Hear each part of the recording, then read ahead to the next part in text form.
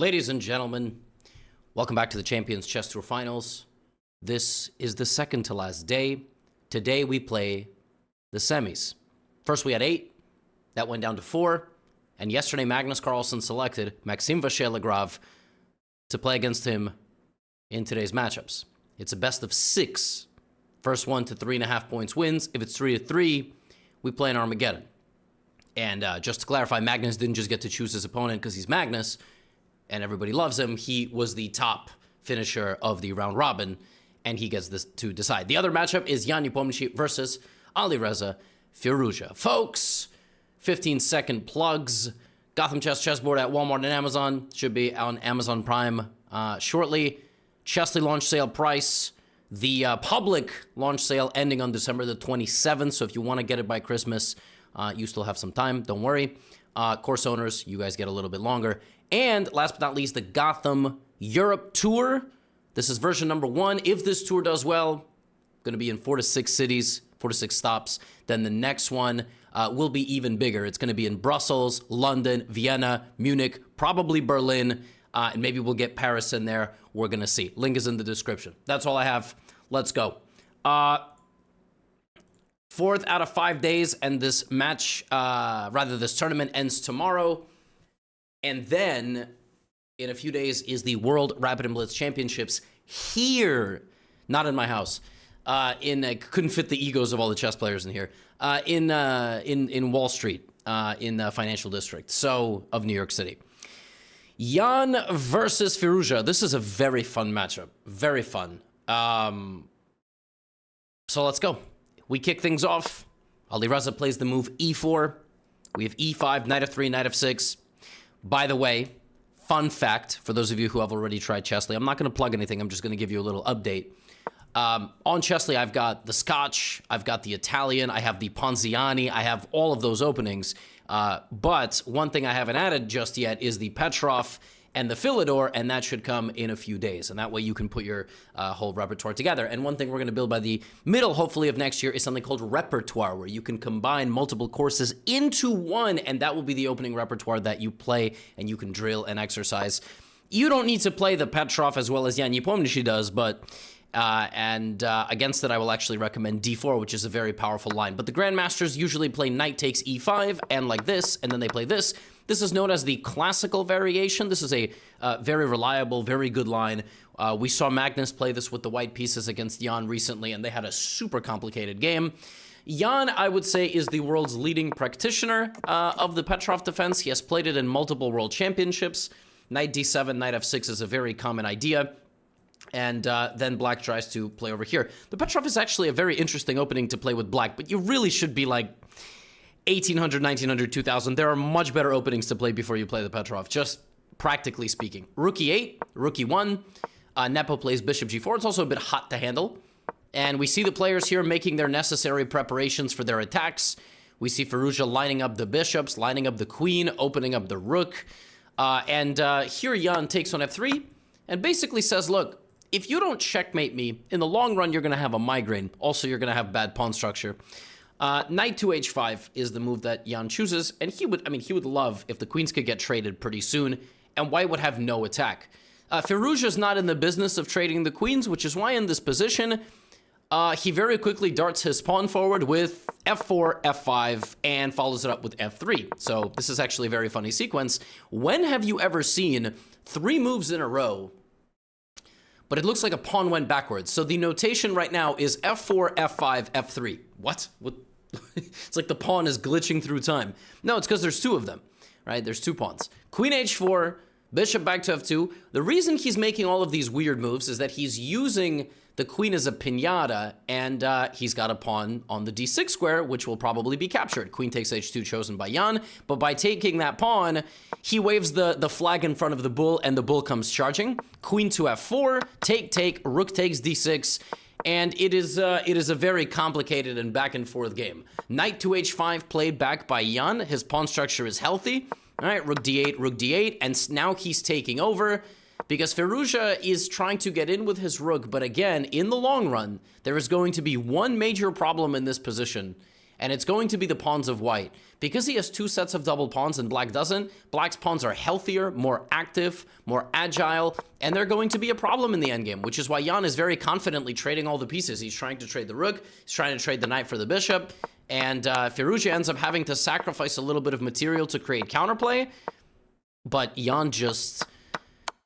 F5 takes, and now he's still up the pawn, and now his pawn is an F pawn, which means it's closer to the middle, but this is a game that Firouzja's not going to defend.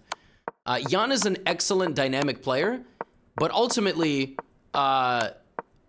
you know, he's got the Soviet chess background, and that background is deeply ingrained and rooted in technique, endgame. I'm just gonna say right now, this might have been the best Petrov game played in the last, like, 10 years for black. Again, at the high level. I can't name one that I've seen where black just plays the Petrov so nicely. I mean, to play sometimes really nice games, you need the opponent to sort of come up short. It did feel like Alireza sort of, at some point, was running around like, what did they say, chicken with the head cut off or something like that. He was still trying to kind of attack, but Jan played fantastic this game. Jan played this game just excellent, completely excellent, excellent technique. And I would do a game review on this game. I don't know if it's, can I do a game review on this game? Yeah, okay. He only got a credit for 93% because somewhere in the middle, you know, he was slightly worse, but yeah, it was a very, very nice game. That was the first game, though. Remember, it's a best of 6. You have to win at least 3 times against your opponent. So E4 in game number 2, Sicilian is what Alireza goes for. We have a Taimanov Sicilian. This is E6, Knight C6. This will also, in the long run, of course, be on Chessly, which is pretty epic, no? Like, I feel like to gain access to literally every course is pretty awesome, because if you ever want to learn anything, you just can. But in January, I'm going to spend most of my time building skills courses. So positional, strategic, tactical, concepts, how to use your bishops, how to use your pieces, pawn structures, weaknesses. If you can name a concept in chess, there will be a course for beginners as well. So A3, B5, and in this game, Alireza goes for an endgame-ish again. I mean, it's kind of what I would call an early stage endgame, because there's still many pieces on the board, but the queens have been traded, a pair of minor pieces has been traded. Let's see who's got the better technique. Jan induces a weakness, brings his pieces back, and now he's going to use the C1 square to jump the knight back into the game. This is very, very nifty stuff. Very crafty play. Bishop to G3 targeting the weakness. Alireza is intent on giving it away instead of playing defensively or passively. And Jan is going to be patient. He actually ends up not taking it. Doubles up. He's going to try to double up. Now he does. F6. But in every single position, you're playing with 2 weaknesses. That is a weakness. That is a weakness. And black has 1, 2, 3, 4, 5, 6 pawns out of 7 on the dark squares. Look at the black bishop. Now, if the black bishop was here, the position would be completely fine. Unfortunately, I can't edit the board. I'm not ChatGPT. Speaking of which, we need like a rematch soon. GPT versus Gemini. I feel like that's what we need. Look at Jan just like walk into the black position, you know, bother him with the rooks, keep trying to trade one. The knight is going to C4. This is... Jan, in these first 2 games, has played utterly sensational chess. Look at this. He just took 2 of Alireza's pawns. He's not letting him create counterplay. He trades a pair of rooks, wins a pawn back. He has multiple pawns promoting. Yeah, Jan, look at this. Look at this. This is unbelievable. And okay, yeah, 2 pawns on A7 and H7. Of course, black can't defend himself.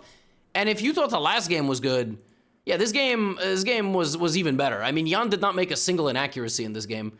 Literally. He started the game, it was a Taimanov, which the computer gives us plus 0.2, 0.3 for white. And he just built it. He played perfect chess to start the day, and he ended up winning the match. He had to save a bad endgame, but he beat Alireza Firouzja 3.5 to half. So Jan Nepomniachtchi is going to be one of the finalists of the Champions Chess Tour 2024. And he awaits the winner of MVL versus Magnus. And I've got some games here for you. I've got some games. You ready? Here we go. C4, by the way, recently added English opening. I will put it in the description like yesterday. You want to learn the English for free? 7 days, try it for free on Chessly. No card required. I will put it there. If you already have something, God bless you. You can go check it out. The English is great. I love our English course. C4, G6, though, there's a little bit of a tricky move order. You know, you can play G3, which I think is actually my recommendation. And what's funny is in my English symmetrical with C4, C5, I like D3, Queen D2. And this is a really fun line because what you do is you play like this, and then you put the knight on D5. So you have like a bunch of positions where you can play like knight D5, takes. This is the kind of position that you go for. So you play D3, D3, Queen D2, B3, Bishop B2 against the symmetry. Yeah, I'll put it in the description. You can go learn it for free. Magnus plays it his own way, but watch this. Watch this. He plays it a little later. So you can go learn the Magnus style English. You know, this is a very fun and edgy way to cause problems because you try to trade the knight, you try to get to the bishop, and you try to, you know, maybe advance your pawns a little bit later in the game. But by the way, MVL is great. I mean, MVL, I saw somebody wrote a YouTube comment yesterday that in 2024, he's beaten Magnus more than Magnus has beaten him. Is that true? Or do you guys just write stuff on the internet, right? Knight D5, by the way, Magnus trading off the pieces. Now, in this game, he got a nice position from the opening, but then Maxime outmaneuvered him quite nicely. He traded the bishop, and this position's just slightly better for black. When I say slightly better, I mean, you know, 0.3, 0.2, but it is a little bit better, and Maxime has a great position. But yeah, to play this for an advantage, the computer wants black to put the queen on B7 to simultaneously put pressure here and on this king. MVL doesn't do that, and now Magnus, remember, he knows he's going to be in the recap, so he's like, I might as well do something epic, and he plays Rook D5. Now, Rook D5 at the noob level is one of these things like, oh, yo, if I go there and then he takes me, yo, I got a fork, I'm mad smart. Like, you guys know you think that way.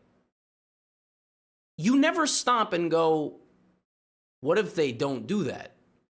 But the thing is, at this level, it doesn't actually matter, because even if he doesn't do that, Magnus is still going to make improvements like he does on the next move.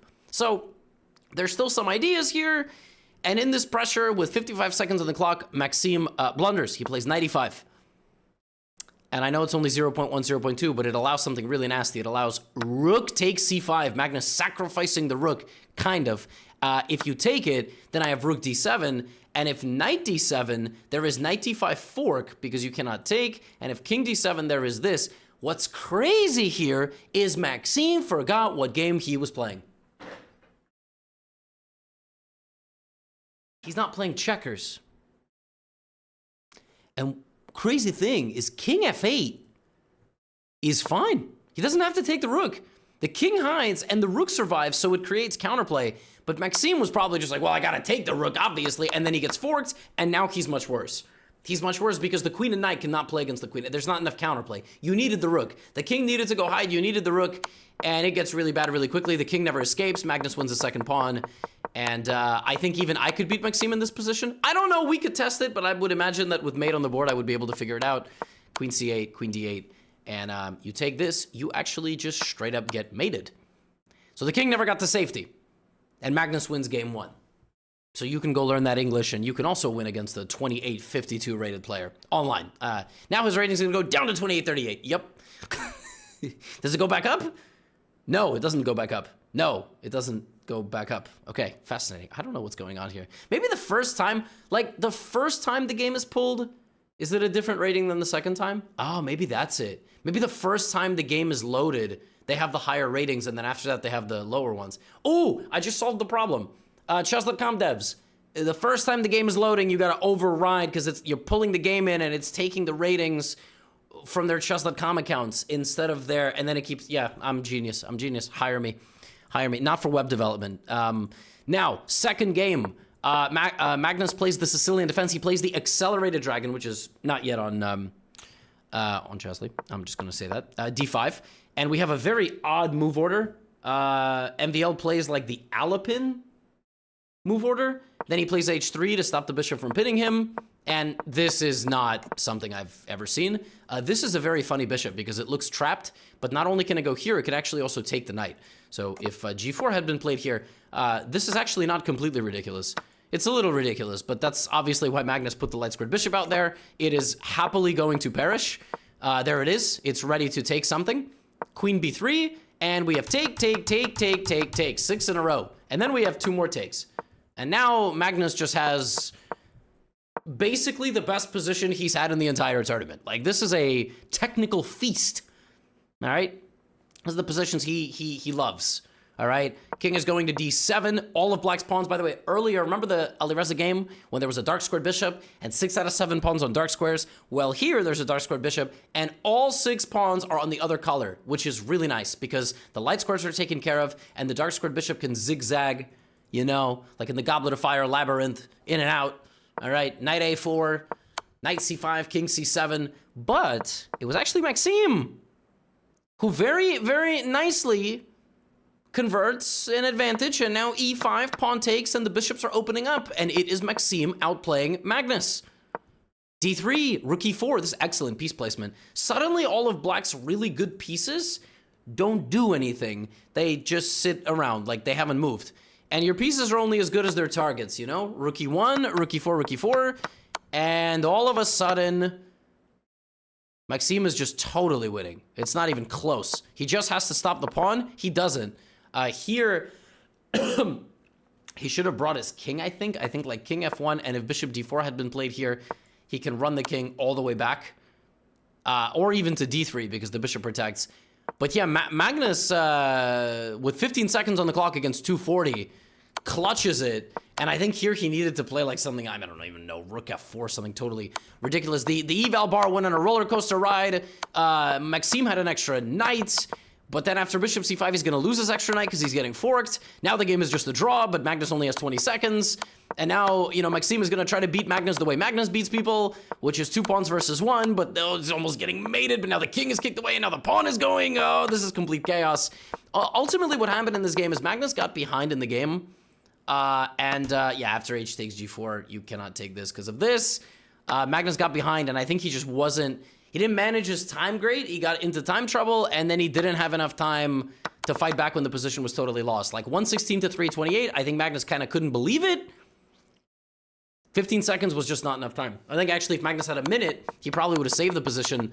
But here you always feel like you're about to lose because white is going to win your pawn and promote 2 pawns. But MVL wins. And you know what's crazy is like Maxime is a perennial threat. He's a threat to Magnus in Rapid and Blitz chess. So is Hikaru. Like, they're threats. They're not better than him, but they could beat him, you know, let's say 30 to 40% on a really good day. And obviously some days Maxime can straight up beat him in a match, which is what he's done. So when he chose to play Maxime, I was like, oh, he's making a statement. He wants to play the toughest challenge in front of his home crowd, and he wants to let Jan and Alireza, you know, take care of each other. Jan really took care of Alireza, though. Like, he really took care of him. Like, massage, foot rub, you know, like chocolates. Like, he really took care of him. Like, 3.5 was... So tomorrow Alireza has to play the consolation match, but Maxime is 1-1. I mean, 1-1 with Magnus is epic stuff. So this time Magnus goes to an opening that you may find very familiar. Rook e1. Magnus learning from Gukesh. Rook to e1. This is something that Gukesh played in the World Championship match. And the idea is to bait black into taking the pawn on c4, and then the pawn goes to e4. And that's exactly what MVL does. Listen, MVL also followed the World Championship, and he plays the most critical approach, a4, a5. Black basically says, all right, buddy, I'm going to take all the space on the queen side and the extra pawn. Who has done better homework? AB, CB, knight c3, bishop b7. Maxime thinks for 44 seconds here. He could have also played b4, and now Magnus spends a minute. So this is very interesting. Basically, the boys copied the homework, which is the way chess works. Gukesh plays a move, and then you're like, oh, I'm going to analyze this, and then you do, and then, you know, they analyze it. And now here, the boys have to think on their own. The smart guy already submitted his exam. So now you're stuck after copying the answers. You're like, I don't know what to do, right? And immediately black is better. Black is better because black can apparently play knight a6, knight, you know, etc., which is kind of what MVL does. He tries to develop his knight. Position's very imbalanced, and also black is up a pawn.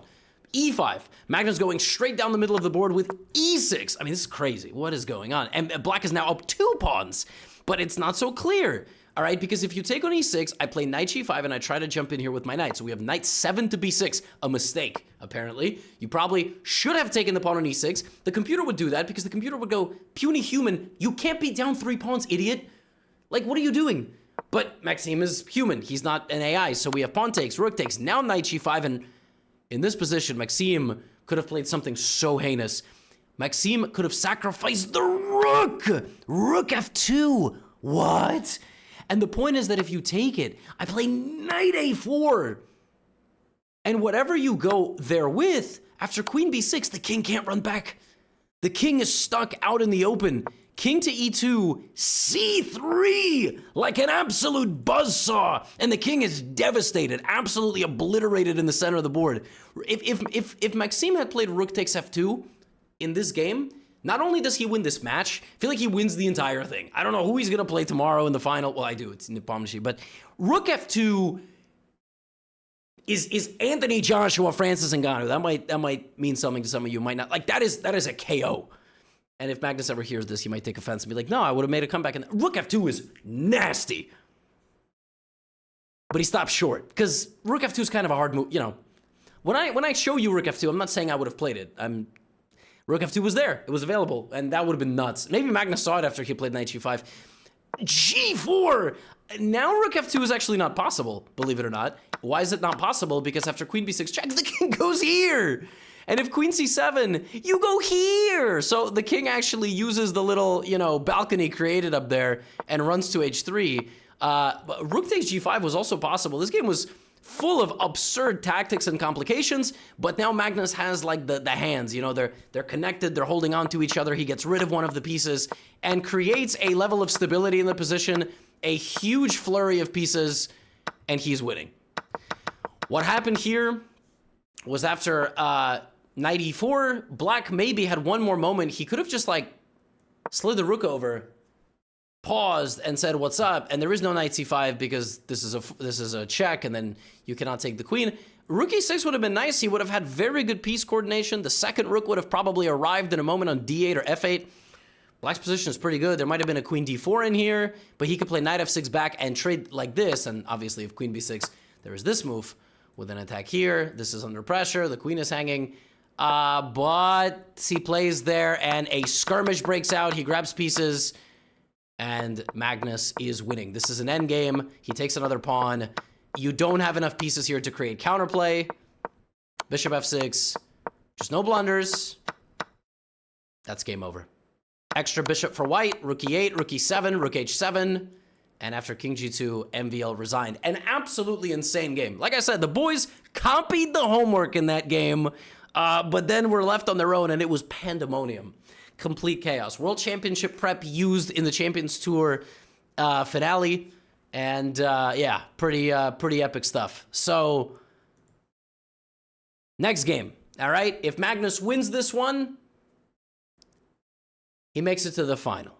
If MVL wins this one, we got another one, and that's going to go to the Armageddon. This is the final game. MVL to tie, Magnus to win the match. E4. MVL plays for the win with the Sicilian defense. If you gotta play the Sicilian defense and you're playing white, the best way to not ever give any chances to the opponent is the Alapin. By the way, you could also learn the Alapin. Alapin is a fantastic weapon for below 2,000 rated players, which is 95 to 99% of you. Why? Because the best way to play with black is d5, knight f6, and according to databases, most people here play knight c6 or d6 or e6 or g6, and all those moves are bad against d4, especially knight c6. So whether it's the English, Alapin, you can learn all of it, all right? d5, pawn takes, queen takes, d4, and this is what you play if you do not want to give any chance to the opponent, because the position is so solid, risk-free, and easy to play. c4. He also can take on c5, by the way. Taking on c5 is another option. c4, queen d8, now he takes on c5, and the reason this is so hard to play with black is you're going to have to trade the queens, and white is going to get what's called a queenside majority of pawns, 3-2. He will slowly advance up that side of the board. Black's position just doesn't really get off the ground. You know what I'm saying? Black has to take risk in the Alapin to win, or black has to absolutely love endgames. So Magnus bishop f4, knight c3, trying to use the b5 square, trying to use the dark squares. Queen goes to c1, defending the bishop. Nice piece coordination. Now the queen activates. And what are you going to do next? You're going to bring your rooks to the middle. Maybe you're going to go rook c1 and rook d1. Maybe you're going to go rook d1, double up the rooks, or rook d1, rook e1. Let's see. Queen b8. He could trade the queens, but why? Now, a4 played by Maxime. That pawn is trying to restrict the movement of these two, but it is always in the line of sight of my knight. Rook d1, bishop d3. And now we see the idea. This is the configuration Magnus wanted. He wanted the rooks in the direct center, d and e. How is black going to create counterplay? And the thing is, he knows Maxime has to play for a win. So at some point, Maxime's going to have to lash out. Or he's going to have to do something to create an imbalance or some inaccuracy. He plays queen a7, and now Magnus gets rid of the knight. Why? Well, I'm glad you asked. Because after the simple knight c6 and bc6, black is left with the exact same pieces as white, but doubled pawns, a potentially weak c-pawn, and a pawn that's just permanently standing in the line of sight of the knight. How is black going to create any winning chances here? Just h3. Queen c5, active move. Magnus plays queen e7. Now something completely insane happens. Obviously, the idea here is queen here, rook d8. The other idea is that if you trade the queen, I have a very active rook. If rook c5, I can probably even play rook d4 and start bothering you and trying to win your pawns, right?